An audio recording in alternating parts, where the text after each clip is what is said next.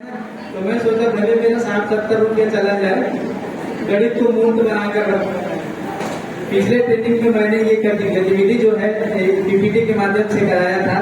तो हमारे जो साझा वाले साथी थे, मैं भी साझा से ही हूँ, तो उन्होंने बहुत जोर से कहा था कि सर आप मूर्तता की बात करते हैं, गणित को दिखाने की बात करते हैं और आप चित्रों के माध्यम से काम निपटा रहे हैं, ये प्रैक्टिकल जो है वो वास्तविक होना चाहिए। तो हाँ बिल्कुल। तो मैंने सोचा कि इस बैच में कम से कम गणित की मूर्तता जो है वो सामने आ जाए तो ज्यादा अच्छा रहेगा और उसके माध्यम से कॉन्सेप्ट भी चला जाएगा। तो एक और साथी आ जाएंगे क्या, कोई भी आ जाएगा? ठीक है। अब आपको क्या करना है, आप इधर रहना है, आपको उनमें नहीं रहना है।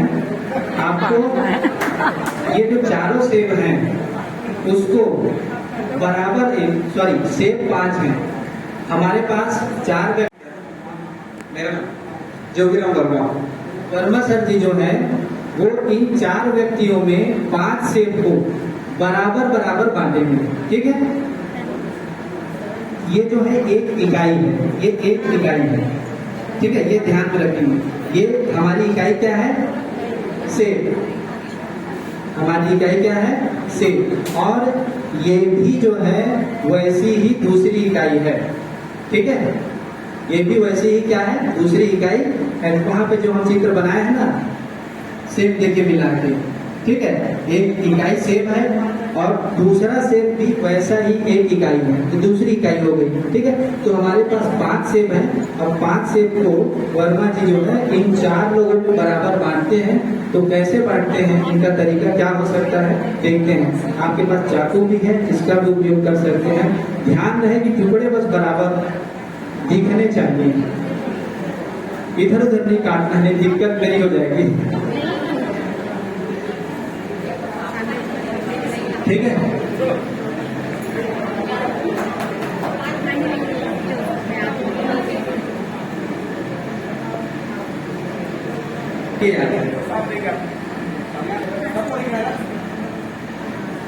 सर वो छोटी है बच्ची को हाई स्कूल, तो जहाँ बस खाना बनाते हैं ना, 2 बराबर हिस्सों में बटा है। ठीक है, छोटा बड़ा थोड़ा दिखेगा तो मान लेना कि बराबर हुए हैं। चाकू है इधर उधर हो जाता है।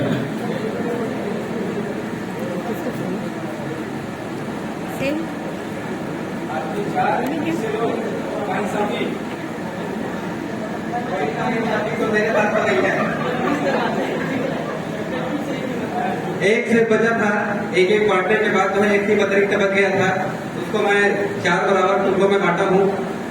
तो इन 4 टुकड़ों में एक फिर देना हूँ। तो एक ऑलरेडी जो उनके पास है पूरा हिस्सा वाला, उनको बता सकते हैं कि एक है करके। लेकिन अब इसको बताने के लिए जो कॉन्सेप्ट का उपयोग करेंगे वो उसी में होगा।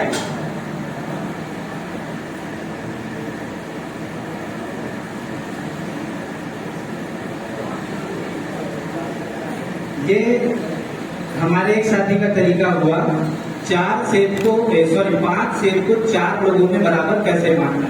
सेब हमारे पास कितने थे, 5 सेब। व्यक्ति कितने थे जिनको बांटना था, 4 थे। तो बांटने का तरीका क्या रहा, इसे करने के बाद एक एक हिस्सा जो है 4 को दिया गया। इस तरह से आप सभी के पास कितना सेब है ऊपर करके दिखाएंगे क्या। यहाँ देख सकते हैं सभी के पास एक पूरा है। ठीक है, और सभी के दूसरे हाथ में देखेंगे ये वाला जो हिस्सा है वो एक का कौन सा हिस्सा है, चौथाई हिस्सा।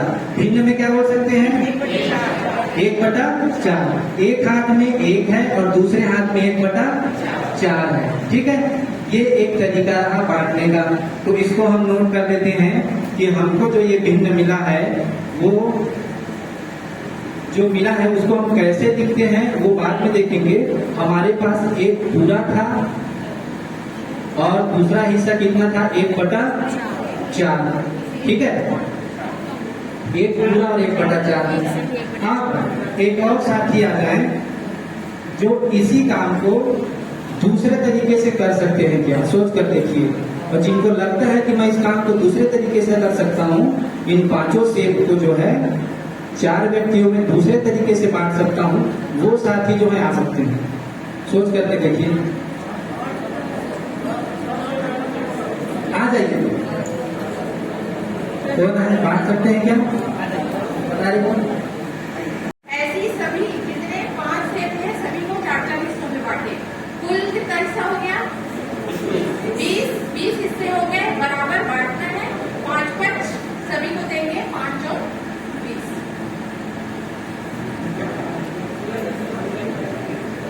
ये जो बांटने का तरीका है देखेंगे आप लोग।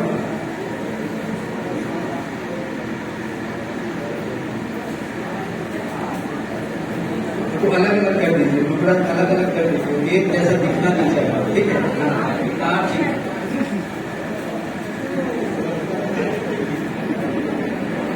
अब वापस नहीं लूंगा मैं सर, चिंता मत करना। देखिए अब क्या दिखाई दे रहा है आप लोगों को? सेब कितने थे हमारे पास? 5 थे, उतने ही थे जितने पहले थे, ठीक है? और आदमी भी हमारे पास जिनको बांटना था वो भी वही लोग खड़े हैं आपके सामने, 4 लोग जिनको पहले बांटा गया था, ठीक है? लेकिन इस तरीके में क्या हुआ? दूसरे वाले तरीके में सभी को जो है जितने भी सेब थे उनके बराबर कितने हिस्से किए गए? जितने व्यक्ति हैं। 4 आदमी थे तो 1 सेब के 4 हिस्से, इसी तरह 5 सेब के हमने 4-4 हिस्से कर दिए और सभी को बराबर बराबर बांटने पर हम ये देख पाते हैं। आप लोग दिखा पाएंगे क्या आपके पास कितने टुकड़े हैं? सभी के हाथों में देख सकते हैं आप, 2, 3, 4 और 5, ठीक है? तो इस तरह से सभी के हाथ में कितने टुकड़े हैं? सेब के 5 टुकड़े हैं और सभी को बराबर बांटा गया है कि नहीं बांटा गया है? बांटा गया। 5-5 टुकड़े सभी को मिले हैं। इसका मतलब ये है कि बांटने का काम जो है अभी भी क्या हुआ है? बराबर ही हुआ है। अब एक व्यक्ति के पास जितना सेब है उसको हम भिन्न के रूप में अगर लिखें तब क्या लिखेंगे?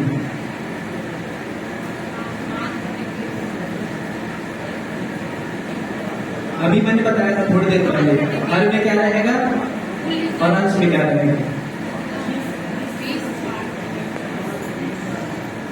एक इकाई के कुल हिस्से देखना है आपको। एक इकाई के कुल हिस्से कितने हुए?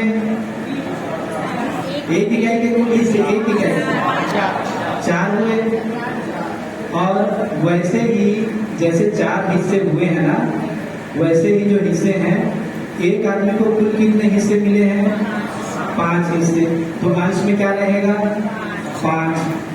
और एक इकाई के कुल हिस्से जितने हुए हैं वो कितने हैं? 4।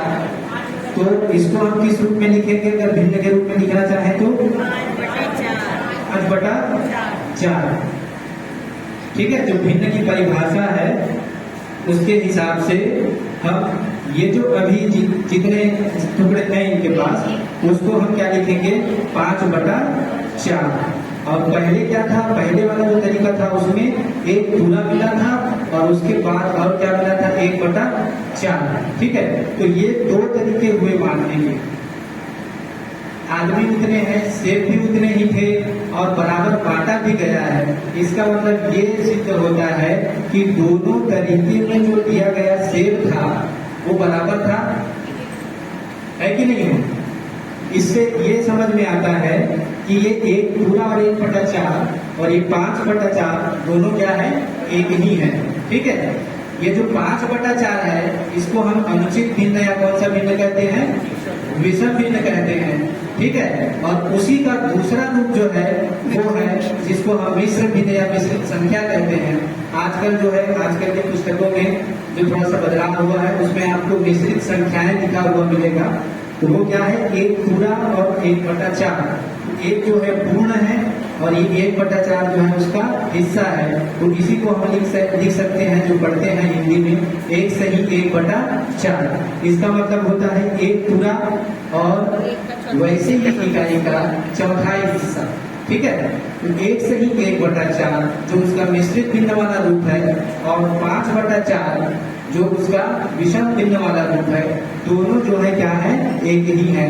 उसको हम फिर बाद में कैसे बदलना है ये बताते हैं।